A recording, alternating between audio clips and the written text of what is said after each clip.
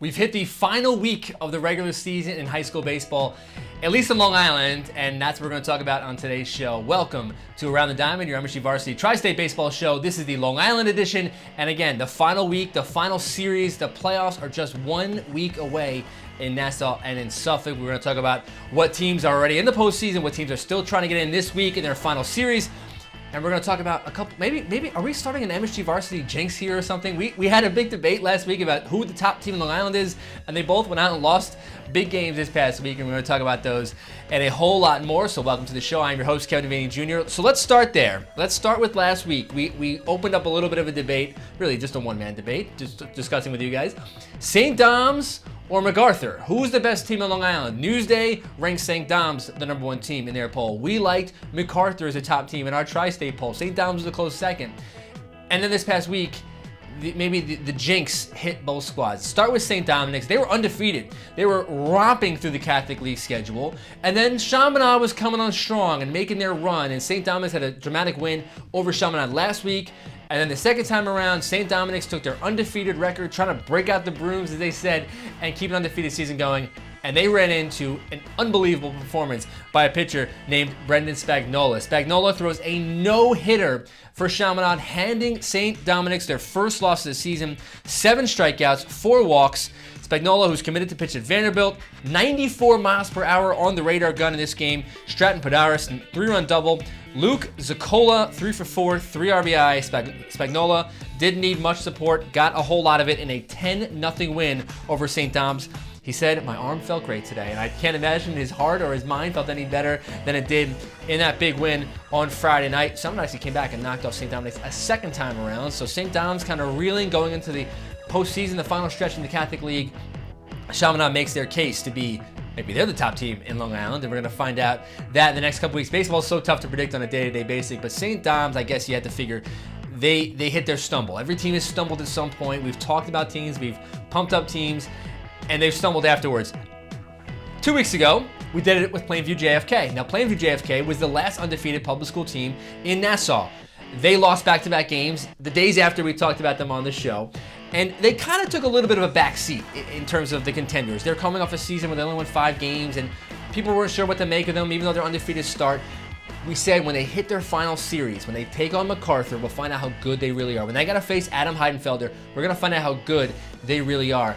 And on Monday, we found out Plainview JFK is not too bad. They took on the best pitcher, in my opinion, in the tri-state, Adam Heidenfelder, coming off an 18 strikeout performance, his second 18 strikeout performance of the season. But Plainview JFK figured it out. They realized you got to sit on the fastball, try and hit the hard stuff to the outfield right there. You see Dominic Palumbo coming in to score an RBI. Charles Bastow, very underappreciated left-hander for Plainview JFK, pitched phenomenal in this game. 6 strikeouts, 6 hits. 1-1 game, bottom of the 7th, and here it is. Spencer McCourty drives a single with 2 outs through the box to center field, scoring the winning run, and Plainview JFK comes away with a dramatic, dog pile-worthy 2-1 victory, handing Adam Heidenfelder his first loss of the season. He pitched great, 9 strikeouts, 6 hits, but Plainview JFK, the patience they showed, again, a 2-1 victory, and Dominic Palumbo got on base. He scored both runs in this game. Great effort by him. We spoke, though, with the hero of the day, Spencer McCourty, about his game-winning hit. Throwing me fastballs all game, didn't throw me a curveball. He's a great pitcher. I was just trying to hit a single with the middle like I did. Keep the swing short. Find a fastball I could hit and just hit it, and I did it, and it feels amazing. Yeah, it was a fastball. Yeah, I knew Dom was one of the fastest kids in our team, and I know he was scoring right away. Once I saw the ball go through past Heidenfelder, I knew we had it, and it was a great feeling around at first base. Again, Charles Bastow, terrific performance in this game for Plainview JFK. As now we enter the final week, they have a couple. Now we tape our show on Tuesday, so they're playing pretty much right now. And normally we tape on Wednesdays, but we varied it this week, and they play a third game. All Plainview JFK needs is one more win of the 2 games to clinch a league title and a bye in the postseason. And now we see what teams are already headed to the postseason for the Nassau tournament. First, let's take out the Nassau tournament schedule. The playoffs start next week, and as you see, they start this Saturday. They start on Saturday, opening round games at the higher seeds. Quarterfinals begin a best of 2 out of 3 series. And I'll tell you, Long Island baseball, I think, is the only area, maybe in the state, that does 2 out of 3 at the AA level, from the quarterfinals, semifinals, and finals, some sections in New York State have 2 out of 3 for a championship. Section 1 and Section 9 only have 1 game, so Long Island is very fortunate to have this schedule setup that they have. Best of 3, quarterfinals, that's Tuesday, Wednesday, and Friday. Next week, the following week, is the semis, and then the championship, May 28th, 29th, and if necessary, on May 31st. Here are the teams that have booked their trips to the postseason out in Nassau. No surprise, really, on any of these. I mean, you look at the league champions, and league champions for a lot of these are still to be decided. Massapequa, Hicksville, played with JFK. We mentioned they need a win over MacArthur. Just one more win.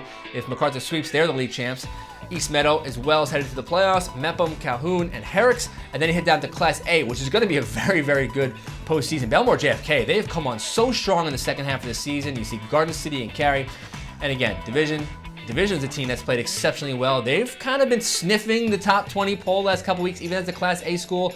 They've been terrific, as is Plain Edge, North Shore, Floral Park. And then you see the teams in Class A League 4. Now we look at the teams that are on the brink. Who needs some wins? Now again, we taped our show this week on Tuesday.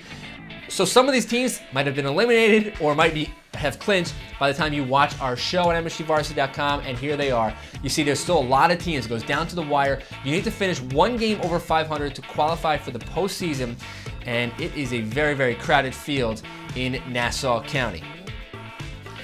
So that was Nassau County. So now we head across the island over to Suffolk County, where Suffolk County is very similar in the sense that you've had some teams all year long that have started hot, hit some stumbles in the middle of the season, finishing strong. One of those teams is Hills West, and they had really the focus of the season has been this West Babylon series at the end of the year. What took 2 out of 3 in the 2 series before it. They were coming off a loss.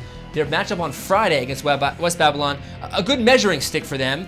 They fell behind 1-0 in the top of the second. They scored 6 runs in the bottom of the second. Nick Lombardo, he did a lot of the damage. 2 hits, 2 RBIs. Tyler DeLucia also had 2 hits in this game.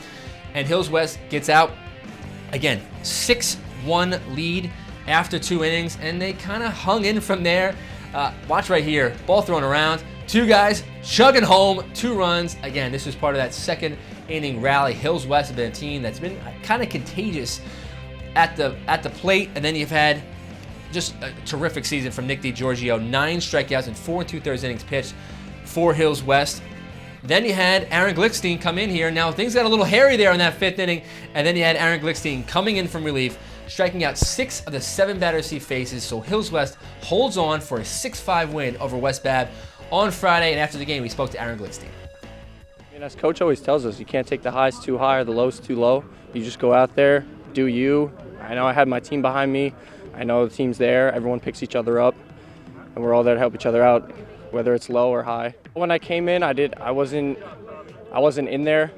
Then after a couple batters, I kind of found myself, and I just went after him. It was me and the catcher right there, and I know I had my team behind me to pick me up, make the plays, do what they had to do.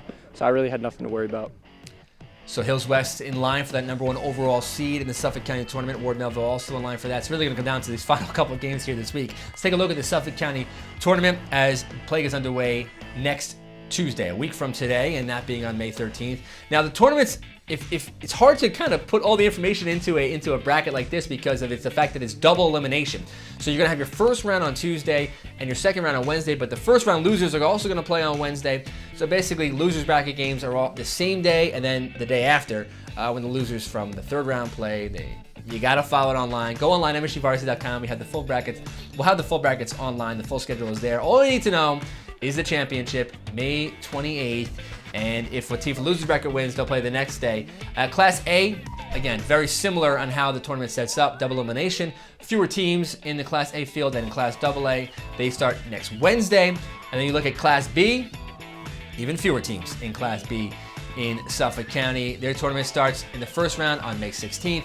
Championship set for Wednesday, May 28th, if necessary on the 29th. Who's in? Who teams are going to the playoffs in Class AA? In Suffolk County, you see, again, none of these surprise teams. We had Ward Melville and Longwood last week. I think Ward Melville took 2 out of 3 in that series. They have a little bit of the inside track, I think, in the Class AA field. Station North, a team that's playing exceptionally well. They're out of League 2. You had West Babylon and Hills West. Those 2 teams might be gearing up for another matchup in the postseason. League 5, you have your Kings Park and Eastport South Manor. Class A, Shoreham, Wading River, and Bayport Blue Point, the reigning champs of Bayport Blue Point, setting up for a possible showdown in the Class A championship. I don't know if any team, you look at Class B, I'm not sure any team right now is going to touch Mattituck. Centum Rich is as good as they are. Mattituck is just off the charts good. They've lived up to the billing this season, and right now you only have one team qualifying in Class C, Pearson Bridgehampton, and one team in Class D, and that being Smithtown Christian. So that is a look at our Suffolk County matchups, and then we look at our teams that are on the break. What teams are still trying to get into the field in the Suffolk County playoffs, and you see them all right there. We tape on Tuesday. These teams might have been eliminated or have clinched their spots, but these are teams, as the time we've taped, are yet to qualify. So what happens? You get into the playoffs, you win your Suffolk County championship, and then you get a chance to take on a Nassau school for a Long Island title. And we had the schedule for the Long Island championships, and they are right here. Long Island finals for Class B set for June 5th. The C is 6th, A and AA set for June 7th. And then, of course, the winners for the Long Island championships, really Section 8 and Section 11, they advance to the New York State Final Four, and they play the semifinals and finals. One grand fun day up in Binghamton, New York. All classes, Saturday, June 14th, for the state title. And now our Tri-State Top 20 poll. A couple weeks ago, Greg Lerner wanted to use the word carnage to explain what was going on in New Jersey, how all the teams were losing. We felt it a little bit, the tremors of that, a little bit in the Tri-State poll this past week. Pretty much most of the teams in the Tri-State poll lost at least once. We say that's baseball, but we had to rearrange some furniture here in our Tri-State poll, and now we're going to begin at the bottom of the poll with our number 20 team, and that coming out of Long Island, and the team entering the poll for the first time being Division High School, Class A school, and they have a little of the inside track there, winning a county championship. They're 15-2. Number 19, one of the teams that's playing the best baseball of any team out in Long Island right now. They finally entered the poll. They should have been in last week, I thought. States of North at 16-2. You have a former single-digit team, the number 3 team last week, now falls to number 18 in our poll this week, and that being Wall. 13-3 on the year, just lost a couple of tough games. Losing is one thing, but losing by double digits, you had to drop Wall down in the poll. Our number 17 team is Fairfield Prep. We're realizing that they're a team with state title aspirations, and we're learning how that league that they're in, the SWC, is so tough. They are our number 17 team. They drop a couple of 5 spots, and number 16 team is Telecommunications from New York City. They are 8-0 on the year. Flip the page, another team that's dropping from single digits now to the third page of our poll, and that being St. Dominic's at 12-2, losing back-to-back games to Chaminade. Number 14 team in the poll is Beacon High School, a Class A team from Section 1, continues to get great play. They're really going to miss Patrick Shetter and Tony Romanelli. Both guys are going to graduate with at least 100 career hits at Beacon High School. Romanelli accomplished the feat this past week. Our number 13 team is Hunterdon Central from New Jersey. They move up a spot, 15-2 record. 16-2 record. MacArthur is our number 12 team. They were number 2 last week, but when you have Adam Heidenfelder on the mound and you lose, you got to fall in the poll. You lost to Plainview JFK. They fall to number 12, 13-3 overall. And our number 11 team, I think this might be the biggest jump we might have put a team after being not ranked. We made 2 huge mistakes last week. Chaminade should have been ranked last week, and we make up for this week. They are our number 11 team in the poll, and they jump over St. Dominic's. So really, they are the top Catholic school team in the round at the moment. After knocking them off twice, they're just continued to play better baseball as the years go on. 12-3 record overall. And now we go into our top 10 teams in the Tri-State. And we start at the number 10 spot, that being Ward Melville after taking 2 out of 3 from Longwood this past week. 14-3 overall in the year.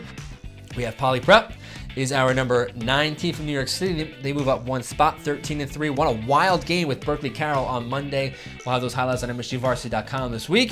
Our number 8 team, Old Bridge, New Jersey, moving up 1 spot at 14-2. The number 7 team is Plainview JFK. We had them dip down. We may have penalized them a little bit too much for the back-to-back losses. They move up 12 spots, the number 7 spot. I told you, a lot of movement this past week. They're 15-2. And our number 6 team in the poll is St. Joe's Regional from New Jersey. Now, the New Jersey theme is beginning. We saw some teams in the poll before that. Now we go to the top 5, and it's hard to avoid how good New Jersey baseball is. Milburn sticking, finally a team that doesn't move in the poll. Number 5 team. They are 15-5 overall. Our number 4 team, Ketchum. Now, again, we don't want to penalize the team for losing one game. I think maybe we did that last week. We dropped them down 5 spots, moved them back up after a couple of solid wins this week, including a big one over Lakeland and Fast Lane. They are 12-1 overall in the year. Our number 3 team is Bergen Catholic. We showed them earlier in the show, in the New Jersey show, and how good they've played overall this season, 14-1-1, moving up 4 spots. Number 2 team, St. Peter's Prep, from also from Mount New Jersey, 17-2-1, moving up 4 spots. And the number 1 team, Seton Hall Prep. They have held that spot all season long, just like in the girls' show. The teams from New Jersey kind of didn't really budge for the top spots. Seton Hall Prep lost last week. They stay at 17-2 and our number 1 team in the poll. So that is our show for this week. I want to thank Russ, Brian, and Bob, Eddie Margulies, and Dan Exter, and Chris Karen for the editing. And I want to thank you for watching. You're watching on Around the Diamond. I almost said the wrong show. Around the Diamond. I'm Kevin Devaney Jr., and we'll see you next week.